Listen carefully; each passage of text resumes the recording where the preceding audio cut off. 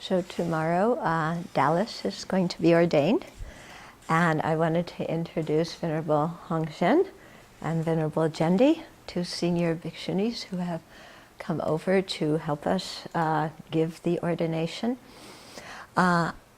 This also gives me the opportunity to talk about something that I didn't get around to talking about in EML, which is that there's different levels of ordination.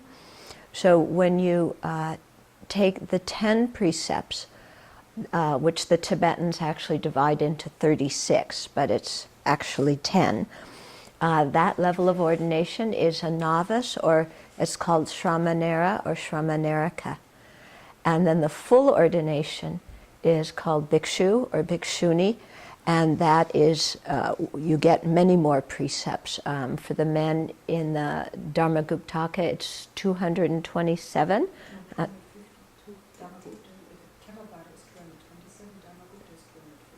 Okay, 250. So the Pali is 227, the Dharmagupta is 250. And for the women, it's 348. For the women, there's also another intermediate ordination after the Shramanarika, that's called Shikshamana, and that is a 2-year training period in 6 practices. So tomorrow, Dallas will take both the Shramanarika, the novice, and the Shikshamana, the training period, and then after 2 years, she'll be able to go to take the Bhikshuni ordination if she keeps her precepts well.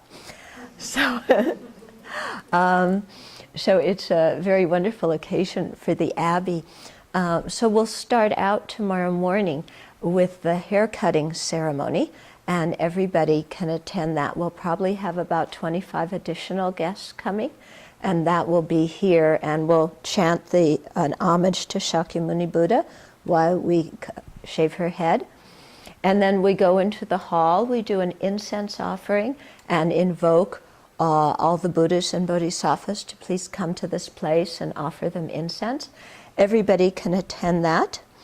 And then after that, the people who are not bhikshunis will leave, and there's some meditation and setup and things like that that you'll do. And in the meantime, the Bhikshuni Sangha will conduct the 2 ordinations.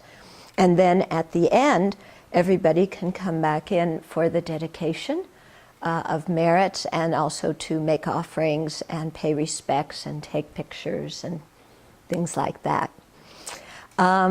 So that's what will be happening tomorrow. And then there will be lunch done, a lunch offering. And then in the afternoon, you'll have a chance to ask our guest bhikshunis some questions. Everything you've always wanted to ask them.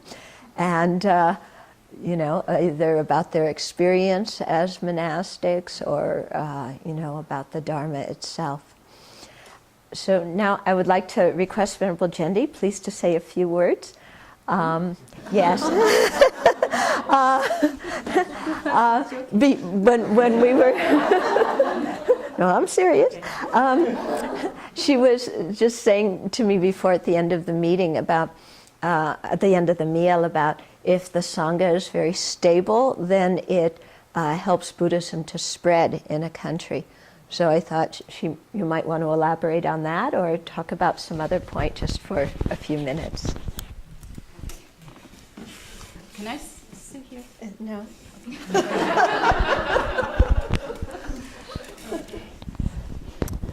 She didn't tell me, otherwise I will not come. No, I've learned. Okay, let me try. I remember, you know, the first nuns in Buddhist history is Mahapajapati Agotami. Okay, she became a nun quite late in her age, so she asked the Buddha.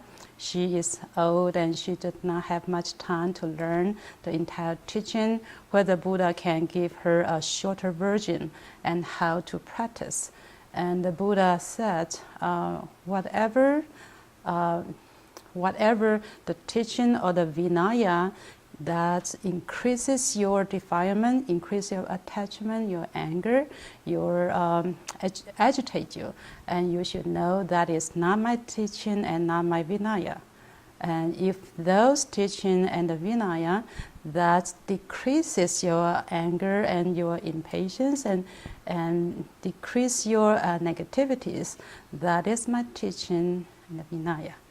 And I remember this teaching very fondly because I kind of feel Buddha kind of gave the question back to us, because as the practitioners, we should have the cultivate the ability to know whether your mind is becoming more agitated or less.